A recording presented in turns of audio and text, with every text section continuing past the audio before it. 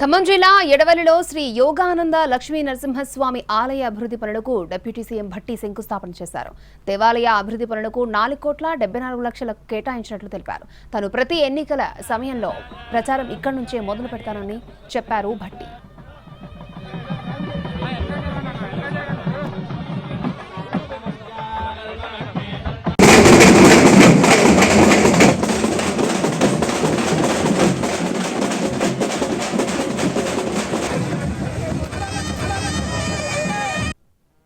ప్రతి ఎన్నికల సందర్భంగా కూడా నా ఎన్నికల ప్రచార కార్యక్రమానికి కూడా ఇదే గ్రామం ఎడవలి గ్రామం నుంచి యోగానంద లక్ష్మీ నరసింహస్వామి దేవస్థానం నుంచి ఇక్కడ నుంచి మొదలుపెట్టేటువంటి ఆనవాయితీ కూడా ఉంది.